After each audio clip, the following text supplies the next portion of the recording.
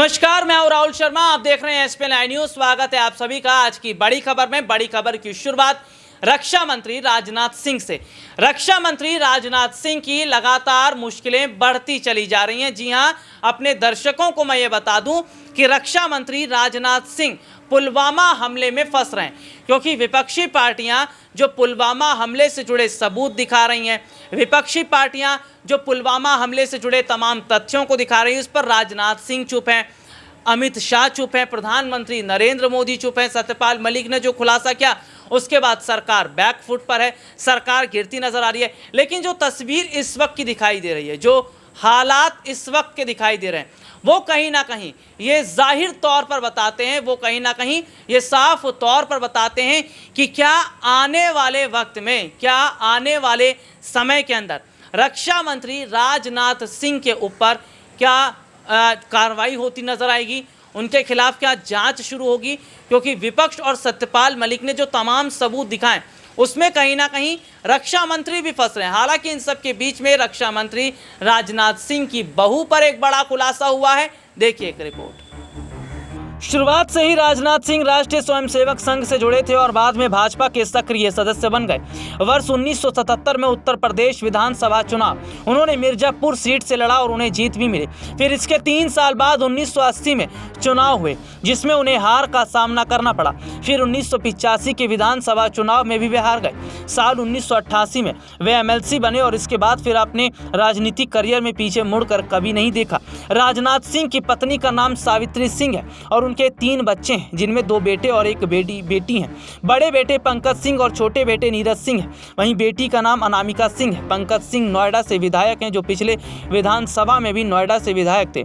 वहीं नीरज सिंह भी अपने पिता राजनाथ सिंह के साथ जुड़े हैं और पार्टी कार्यालयों में शामिल रहते हैं। वहीं उनकी पत्नी का नाम सुषमा सिंह है, जो एक अंतर्राष्ट्रीय शूटर है। उनके पास अपनी एक रिवॉल्वर और 2 पिस्टल है और इनकी कुल कीमत करीब 2.5 लाख रुपए है। उन्होंने साल 2002-03 में भी 25 मीटर शूटिंग में हिस्सा लिया था। इसके बाद फिर 2006 में ऑस्ट्रेलिया में मेलबर्न कॉमनवेल्थ गेम में हिस्सा लिया, जिसमें 25 मीटर वुमन पेयर शूटिंग में स्वर्ण पदक हासिल किया। आपको बता दें कि सुषमा सिंह के भाई जसपाल राणा भी एक अंतर्राष्ट्रीय शूटर रह चुके हैं। उन्होंने साल 1994 में जापान में हुए एशियन गेम्स में स्वर्ण पदक जीता था। सुषमा और जसपाल के पिता नारायण सिंह राणा उत्तराखंड सरकार के मंत्री रह चुके हैं और इससे पहले वो इंडो तिब्बत बॉर्डर पुलिस में भी रह चुके हैं। बिहार में 1 अप्रैल 2021 के बाद से स्नातक यानी ग्रेजुएशन पास छात्रों को प्रोत्साहन राशि 25,000 के बदले 50,000 मिलनी है।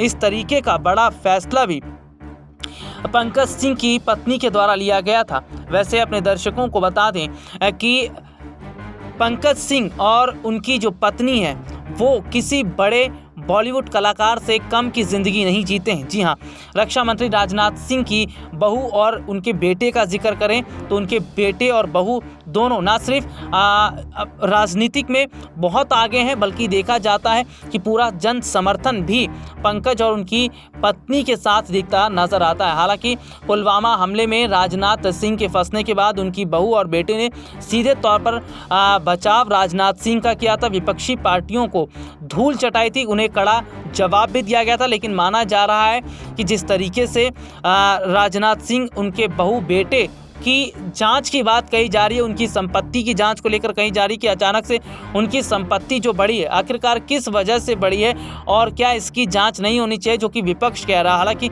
अपने दर्शकों को बता दें कि अभी राजनाथ सिंह कुछ बोल नहीं रहे, लेकिन 2024 से पहले पुलवामा हमला राजनाथ सिंह के लिए मुश्किलें खड़ा कर रहा है। ये रिपोर्ट आपने देखी तो सीधे तौर पर हम अपने दर्शकों को बताएं कि जो तस्वीर इस वक्त की निकल रही है, मोदी सरकार में हम देख रहे हैं कि तमाम एक और जहां कई बड़े फेरबदल हो रहे हैं, तमाम कई बड़े फेरबदल होते नजर भी आ रहे हैं। तो दूसरी तरफ अगर मैं बात करूं तो रक्षा मंत्री राजनाथ सिंह की बहू पर जो बड़ा खुलासा वो हमने अपने दर्शकों को दिखाया।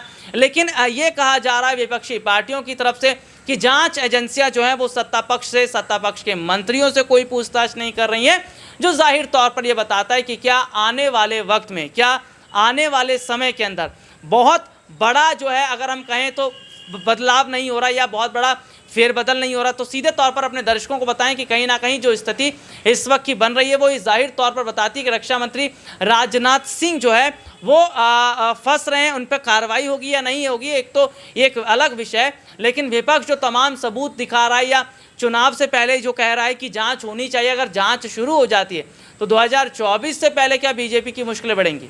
आज के लिए इतना ही, आपसे फिर दोबारा मुलाकात होगी, तब तक के लिए इजाज़त दीजिए, नमस्कार।